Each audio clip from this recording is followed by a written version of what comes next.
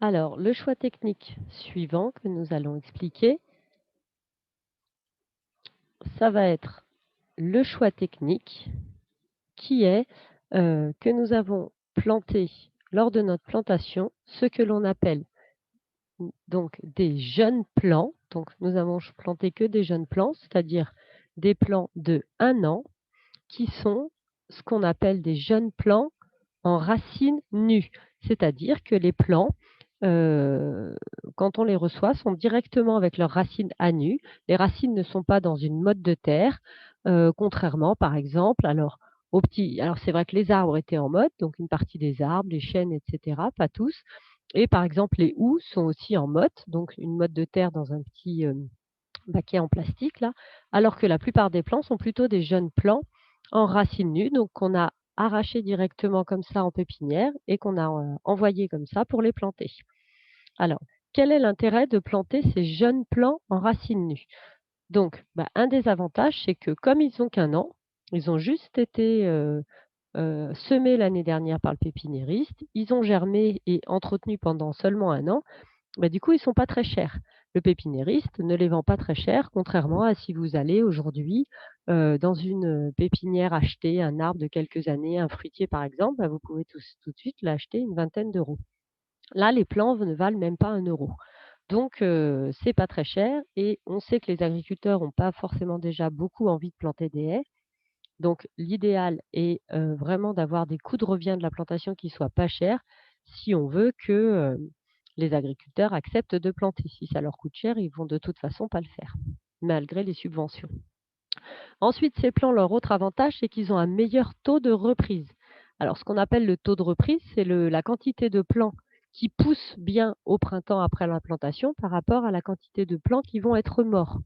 Donc on appelle ça le taux de reprise.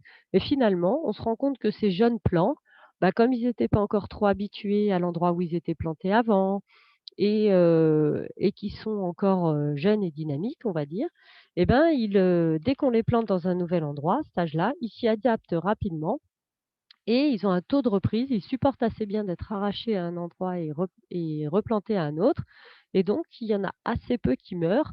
On a quasiment, à tous les coups, je dirais, même parfois avec des mauvaises conditions de plantation, un taux de réussite de 100 avec quasiment aucun arbre qui meurt, à quelques exceptions près, s'il a été brouté ou des choses comme ça, mais globalement, vraiment, on a, quasiment 100 de taux de reprise des plants. Troisième raison qui fait qu'on choisit ces plants-là, c'est qu'ils ont une meilleure croissance. On se rend compte finalement que, par rapport à d'autres végétaux qui auraient été plantés un peu plus vieux, au bout de 4-5 ans, on ne voit plus la différence entre un jeune plant de 1 an et un plant de 3 ans. Parce que comme ils sont jeunes et dynamiques et qu'ils n'ont pas eu trop de chocs d'arrachage et de replantation jeunes, finalement, ils démarrent tout de suite très bien, ils poussent très vite, très bien et rattrapent rapidement d'autres types de plants. Un autre de leurs avantages, c'est que ces plants, comme ils sont petits, fins et cetera, se prennent pas beaucoup de place. On peut en mettre beaucoup dans un sac. Là, vous avez vu que des fois, on avait besoin de quantités de plants énormes, ça peut être 6, 7, 800. Donc c'est quand même plus simple s'ils sont petits et qu'ils prennent pas de place d'un point de vue déplacement, transport, logistique, plutôt que si vous aviez des gros arbres, des végétaux déjà bien développés en pot et où il faudrait 3 camions pour amener les arbres d'une plantation, quoi. Et enfin, le dernier élément qui est pas, neutre, c'est aussi tout simplement, le jour du chantier de plantation, c'est bien plus simple de transporter, déplacer et planter ces plants-là, qui sont tout légers, qui sont fins, qui ont des racines pas trop grosses, donc on n'a pas besoin de faire un trop gros trou par rapport à, des plants qui auraient un gros système racinaire, qui serait plus développé et qui serait du coup peut-être un petit peu plus compliqué à planter avec un plus gros trou à faire. Là, ces plants-là sont globalement très faciles à planter. Donc, voilà pour, les raisons qui expliquent qu'on choisit ces jeunes plants en racines nues.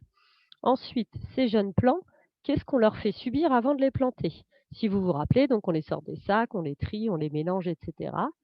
L'élément suivant, c'est qu'on fait le choix, qui ne serait pas obligatoire, d'habiller les plants. Vous vous rappelez, on leur coupe les racines. Donc c'est ce qui est expliqué dans la parenthèse. Donc on fait le choix d'habiller les plants, c'est-à-dire de leur couper les racines avant de les planter. Ça, ce n'est pas obligatoire. Dites-vous bien, qu'il y a des gens qui, n'habillent pas les plants avant de les couper, avant de les planter, pardon. À quoi ça sert? Bah, l'idée, c'est d'équilibrer le système aérien et le système souterrain de racines. Parce que s'ils ont trop de racines finalement et un petit tronc, encore, peu développé, bah, ils se fatiguent à pomper entre guillemets «trop de matière» avec trop de racines par rapport à, l'appareil végétatif extérieur qu'ils ont à nourrir et donc c'est pas très favorable pour le plant. Donc l'idée, ça va être de rééquilibrer la partie aérienne et la partie souterraine pour qu'il y ait pas trop de racines. Évidemment, on va retirer en priorité, bah, les racines blessées, celles qui, bah, lors de l'arrachage du plant chez le pépiniériste auront pu subir des lésions ou lors du transport et cetera. On va essayer d'enlever ces racines-là et en plus, l'autre intérêt de cette technique-là, c'est que, grâce au fait, un petit peu comme les cheveux, que vous coupez les racines, bah, ça va permettre la pousse de nombreuses radicelles. Donc tout simplement, quand vous coupez une racine, celle-ci va refaire plein de toutes petites racines à l'endroit de la coupe et donc ça va permettre au plant, toutes ces petites radicelles, donc toutes ces petites racines qui vont pousser à la place, de la racine que vous avez coupée, ben, tout simplement, toutes ces petites racines vont bien se développer partout dans le sol tout autour et vont permettre au plant d'aller fouiner plus loin autour de lui dans la terre et donc d'avoir un meilleur prélèvement d'eau et de nutriments pour s'alimenter, pour, pomper finalement tout l'eau et les nutriments qui sont autour de lui grâce à toutes ces petites radicelles qui vont se développer dans tous les sens. Et en complément, bah, toutes ces petites radicelles qui se développent dans tous les sens, bah, permettent tout simplement au sol, au plant pardon, de mieux s'accrocher, de mieux s'enraciner et donc une fois que le plant est bien accroché, bien enraciné par toutes ces radicelles, bah, il va tout simplement mieux supporter, des grands vents, en particulier si c'est un arbre, des sécheresses éventuellement, puisqu'il aura une meilleure capacité d'aller chercher de l'eau un petit peu partout et des grosses pluies et cetera. Donc tout ça va être très favorable au plant, le fait qu'il développe toutes ces petites radicelles suite au fait qu'on l'ait habillé. Donc, on a choisi des jeunes plants. On a choisi d'habiller les plants. Donc, ce qui va lui permettre un meilleur enracinement, ce qui va lui permettre de mieux s'accrocher au sol. Ensuite, autre choix qu'on a fait par rapport à nos plants, vous vous rappelez, après qu'on les ait habillés, on leur fait subir un autre petit traitement spécial qui va être le choix que nous faisons, ce qu'on appelle de le tremper dans une mixture un peu particulière. Donc on fait le choix, ce qu'on appelle de praliner les plants, enfin les racines des plants plutôt, on va préciser, hein, avec ce qu'on appelle du pralin. Donc on a oublié un petit peu de mettre en jaune les points un peu importants. Donc les choix qu'on a fait, donc les jeunes plants, le choix d'habiller, le choix de praliner. Donc voilà les éléments de choix qu'on a fait, qu'on justifie ensuite avec l'explication. Donc praliner, c'est le verbe. On dit qu'on praline les racines d'un plant et le pralin, c'est le nom qu'on donne à la mixture que l'on prépare dans laquelle on trempe les racines, qui est composée de 1/3 d'eau, 1/3 de bouse de vache et 1/3, vous vous rappelez, de terre du site pour épaissir un petit peu. Donc on fait 1/3, 1/3, 1/3 dans une grosse poubelle, un seau, tout dépend ce que vous avez, la quantité de plants que vous avez à planter. Quel est l'intérêt de, praliner les plants? Bah, tout ça, ça va apporter un certain nombre d'éléments importants au plant. Donc l'idée de faire ça, c'est pour apporter au plant tous les éléments dont il a besoin pour son démarrage, pour, son début de croissance au printemps là. Là, c'est l'hiver, il est un petit peu en vie ralentie, mais au printemps, il va devoir démarrer. Qu'est-ce qu'il a besoin? Il a besoin d'eau, au cas où on ait un printemps un peu sec comme cette année. Donc il a eu de l'eau. Ensuite, qu'est-ce qu'il a besoin d'autre? Notre plant pour pousser, c'est ce qu'on appelle ses nutriments, sa nourriture. Donc il a besoin de nutriments. Qu'est-ce qu'on peut mettre dans ces nutriments? Qu'est-ce qu'il y a dans notre pralin? On a tout simplement, qu'est-ce que ça mange une plante? Vous savez qu'une plante, ça pompe par les racines ce qu'on appelle des minéraux ou de la matière minérale, en particulier, principalement de l'azote. C'est pour ça, hein, que les agriculteurs mettent comme engrais dans les champs de l'azote. Donc dans nos bousses de vache, dans notre terre, on a de l'azote naturel. Donc dans ce pralin qui est collé aux racines, on va avoir de l'eau, des nutriments, donc de la matière minérale et de la matière organique, alors la plante mange bien que de la matière minérale. Nous, les animaux, on mange de la matière organique, mais les plantes mangent de la matière minérale qui est dans le sol, elles. Mais cette matière organique qui est dans la bouse de vache va être dégradée dans le sol par tout un tas de micro-organismes pour redonner de la matière minérale. C'est, la décomposition de la matière organique, c'est le cycle naturel des éléments dans le sol.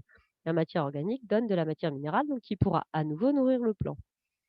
Et enfin, qu'est-ce qui nous manque? Bah, en fait, on s'est rendu compte que dans les bousses de vache, il y avait un élément particulier, c'est tout simplement des hormones des vaches.